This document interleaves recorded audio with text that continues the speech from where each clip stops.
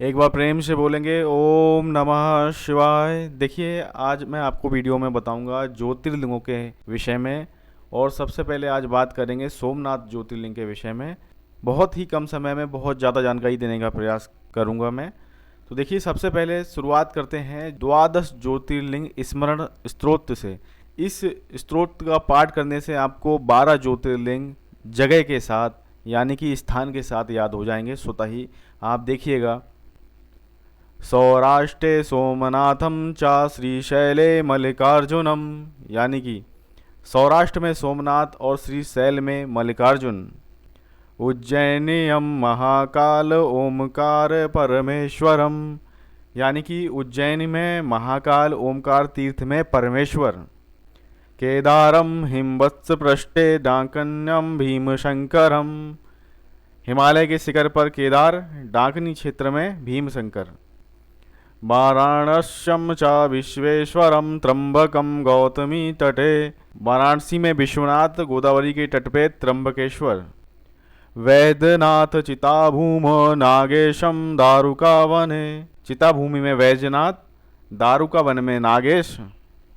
सेतु बंधे चा रामेश्वरम घुष्मेश्वरम चा शिवालय, सेतु बंध में रामेश्वर तथा शिवालय में घुष्मेश्वर का स्मरण करना चाहिए।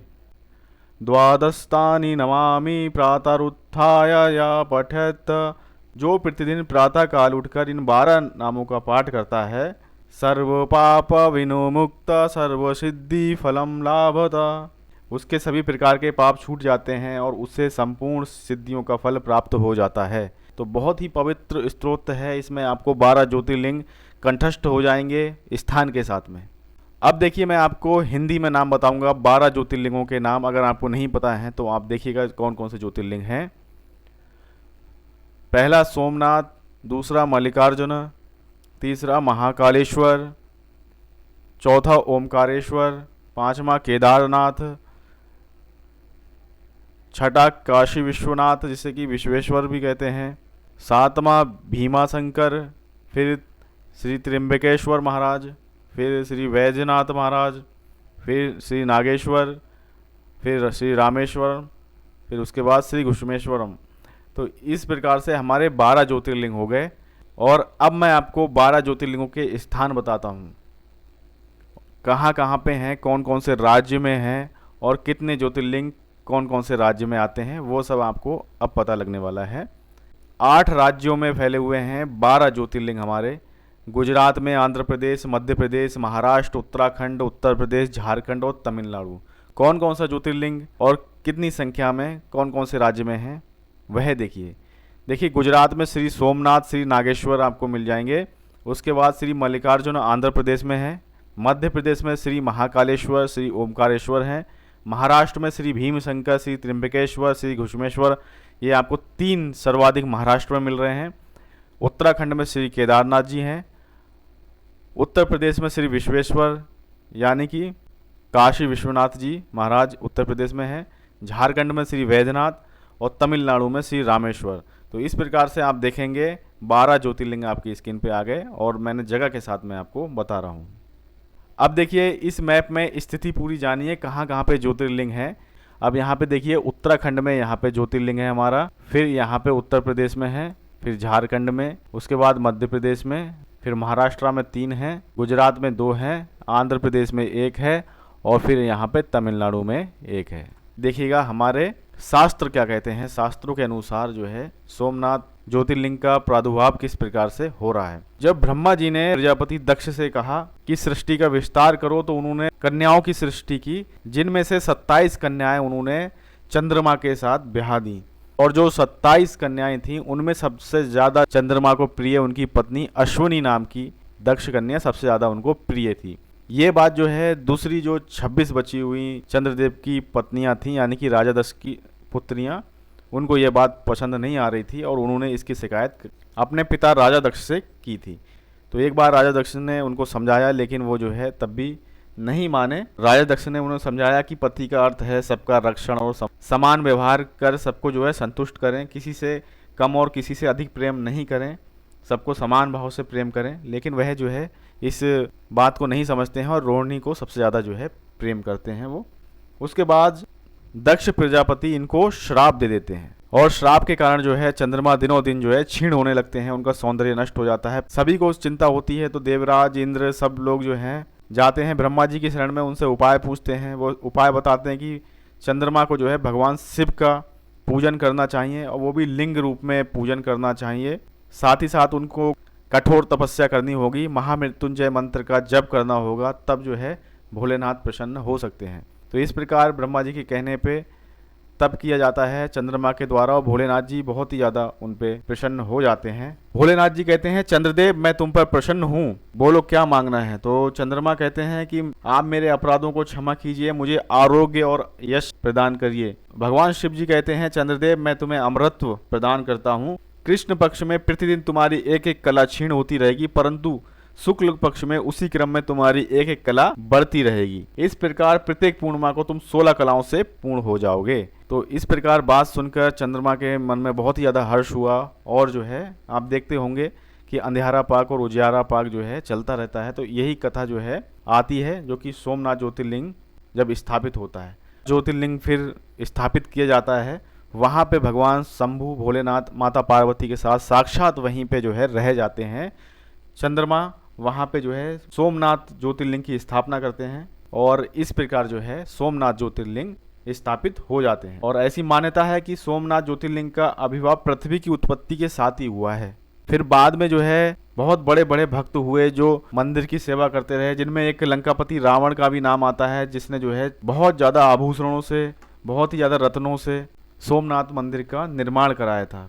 फिर भगवान श्री कृष्ण के काल में भी इनका निर्माण काष्ठ के द्वारा हुआ था। फिर उसके बाद भीमदेव सोलंकी ने इसमें जो है एक शिला रखवाई थी।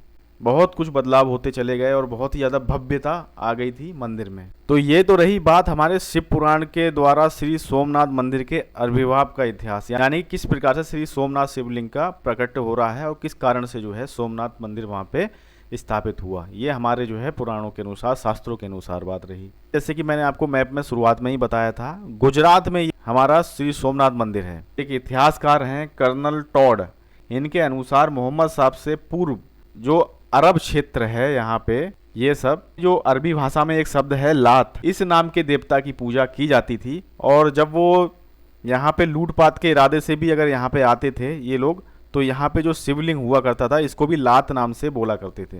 तो यहाँ पे भी पत्थरों की पूजा होती थी, पत्थर के आकार के और मूर्ति पूजा होती थी, जो कि पूरा अरब क्षेत्र है। इनमें आपका मक्का मदीना ये सब जो है क्षेत्र आ जाते हैं। तो इन सब क्षेत्रों में भी मूर्ति पूजा और शिवलिंग आकार की लात नामक देवता की, दस्यून यानी कि डकैत हुआ करते थे जो आते थे समुद्री मार्ग से, वो भी जो है यहाँ पे सोमनाथ मंदिर को लात नाम से बुलाते थे। तो इस प्रकार से अरबी भाषा में ये लात नाम से पहले बोला जाता था। तो आप देख सकते हो कि ये तो मैं आपको मैप के थ्रू बता रहा हूँ कि किस प्रकार से जो है एक इस छोर पे और एक इस छोर पे जो है शिवलिंग की पूजा हुआ करती थी। इतना समृद्धिशाली हमारा सोमनाथ मंदिर किस तरह से जो है लूटपाट का शिकार होता चला गया। यहाँ से जो है जब यहाँ के लोग जो हैं बिल्कुल रेतीली ज़मीन में रहते थे, उनको ना अनाज मिलता था, पानी की भी दिक्कत थी, और यहाँ पे जो है एक भव्य देश हुआ करता है जिसमें जो है हर प्रकार की सहूलियतें हैं, अनाज खूब ज़्यादा पैदावार होती है, पानी भी अच्छा है, स्वादिष्ट मीठा पानी है, हर तरह की खेतियाँ होती हैं, मौसम भी अच्छे होते हैं। हम लोग यहाँ पे खूब अपने धर्म को मानते हैं और ज़्यादा कुछ जो है लड़ाई में इंटरेस्ट नहीं रखते थे। यहाँ पे क्या था, इस क्षेत्र में बहुत ही ज़्यादा अभाव था, तो ये लोग जो है अपने क्षेत्र छोड़ छोड़ के भाग रहे। तो उसी कारण जो है दस्यु जो हैं लुटेरे इस मार्ग से आते थे और लूट के जो है ले जाया करते थे। इसमें पता लगता है कि सोमनाथ मंदिर ना जाने कितनी बार लूटा गया, कितनी बार जो है नष्ट हुआ, ये जो है शोध का विषय है, ये अभी तक पता नहीं लग पाया है। और सोमनाथ मंदिर के स्थान पे जो है दूसरा मंदिर 649 ईसा पूर्व जो है बनवाया गया था, यानी कि ईसा मसीह पैदा नहीं हुए थे उससे पहले लगभग 650 साल पहले ही जीर्णोद्वार कह सकते हैं, यानी कि दोबारा से फिर जो है उसका मरम्मत वगैरह करा के जो है फिर से बनवाया गया। लेकिन फिर जो है आक्रमण हुआ दस्युओं द्वारा, फिर उसके बाद जो है उसको बनवाया ईसा की 8वीं शताब्दी में। फिर उसको जो है दस्युओं ने लूटा, फिर उसको चौथी बार जो है चालुक्य राजाओं ने जो है मंदिर बनवाया। फिर अब आ जाते हैं यहाँ मुसलमानों के बारे में, इन्होंने कब कब जो है लूटपाट करी। फिर देखिए सन 1024 में महमूद गजनवी ने इसको नष्ट भ्रष्ट कर दिया, बिल्कुल ही बहुत ही ज़्यादा जो है बेकार हालत में कर दिया। लेकिन उस पे शिवलिंग नहीं टूटा। फिर शिवलिंग के बगल में बहुत ही भयंकर आग जलाई, लेकिन उसको नष्ट नहीं कर पाया वह दुष्ट महमूद गजनवी। लूटपाट करके तो ले गया, लेकिन शिवलिंग को नष्ट नहीं कर पाया। फिर उसके बाद जो है राजा भीमदेव ने जो है इसमें प्राण प्रतिष्ठा कराई और दोबारा से जो है मंदिर का फिर से जीर्णोद्धार कराया। फिर क्या होता है, 1297 में अलाउद्दीन खिलजी आता है और वो सोमनाथ मंदिर को फिर से जो है तहस नहस कर देता है।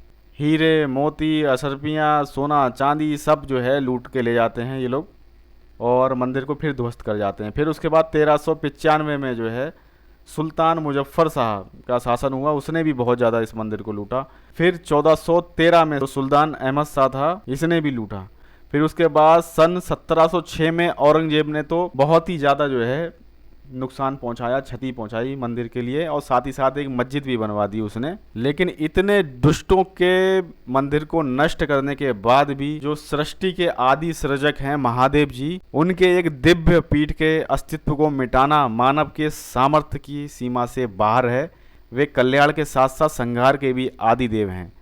अतः उनके अस्तित्व को मिटाने की चेष्टा करने वाले स्वयं अस्तित्व विहीन हो गए और भगवान सोमनाथ आज भी अधिक भव्य रूप से अपने स्थान पर पूर्ण सुरक्षित हैं तथा अपने श्रद्धालु और भक्तों को भुक्ति और मुक्ति का मुक्त हस्त से वितरण कर रहे हैं। इस प्रकार आप देख सकते हैं कितना लूटा गया है, कितने लोग आए, कितने आक्रमण हुए, सोना चांदी लूट लाट के ले गए, लेकिन वो तो नष्ट हो गए। लेकिन आज भी आप देख सकते हैं सोमनाथ मंदिर की भव्यता अपने चरम पे है। और जो वर्तमान में अब मंदिर है वहाँ आप देख सकते हो 3 भागों में ये है। एक तो है गर्भगृह, दूसरा है सभा मंडल, उसके बाद नित्य मंडल। तो ये 3 भागों में है। शिखर है वह 150 फुट ऊंचा शिखर है और यहाँ जो कलश रखा गया है वह उस कलश का भार 10 टन है और जो ध्वजा है वह 27 फुट की ध्वजा है और बहुत ही शान से लहराती है और दुष्टों को याद दिलाती है कि देख महादेव की भक्तों की ताकत।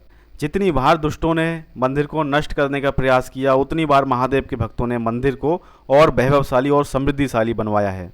महादेव तो बहुत ही ज़्यादा भोले हैं, वो तो ध्यान की मुद्रा में बैठे हुए पूरी सृष्टि का संचालन कर रहे हैं और देख रहे हैं कि मनुष्य जाति क्या क्या कर रही है। अगर भोलेनाथ चाहते तो कभी जो है उनके मंदिर को 1 इंच की भी क्षति नहीं होती, लेकिन प्रभु तो पूरी सृष्टि का संचालन कर रहे हैं और वे विभिन्न प्रकार की लीला करते रहते हैं। आपने देखा होगा कि प्राचीन समय में असुर थे जो परेशान किया करते थे देवताओं को और बार बार देवताओं को भोलेनाथ की शरण में आके प्रार्थना करनी पड़ती थी। आज के समय में भी आप देखोगे तो हमारे हिंदू धर्म को प्रताड़ित किया जा रहा है, उनके संयम की परीक्षा ली जा रही है और असुर जो हैं वर्तमान में उनका स्वरूप चेंज है। लेकिन असुर आज भी आप देख सकते हैं, आपके आसपास असुर जो है बहुत भारी संख्या में होते जा रहे हैं। तो अपने धर्म की रक्षा स्वयं करनी पड़ेगी, हर वक्त भगवान को बीच में नहीं लाना है। महाभारत की एक आपको पंक्ति बता रहा हूँ, यदि पांडव भी यही सोचते कि हमारा बदला श्री कृष्ण भगवान जी लेंगे तो द्रौपदी के केस आजीवन खुले ही रहते। अब तो भाइयों उठो, जागो और अपने धर्म की रक्षा स्वयं करो। तो मित्रों देखिए, आज के वीडियो में हमने देखा श्री सोमनाथ मंदिर के विषय में कुछ जानकारी के लिए। साथ ही साथ मैंने आपको 12 ज्योतिर्लिंगों के नाम स्थान के साथ जो है बताए हैं और इनको जो है आप स्मरण रखिएगा। अब बाकी के बचे हुए जितने भी ज्योतिर्लिंग हैं आप कमेंट करना, तो मैं एक एक करके विस्तार से सभी के वीडियो बनाता रहूँगा। वीडियो अच्छा लगा हो तो लाइक ज़रूर कीजिएगा, सब्सक्राइब कर दोगे तो बहुत ही ज़्यादा बढ़िया है और शेयर कर सकते हैं वीडियो के लिए। मिलते हैं और किसी ज्ञानवर्धक वीडियो के साथ में। ख्याल रखें अपना, एक बार प्रेम से बोलेंगे ओम नमः शिवाय।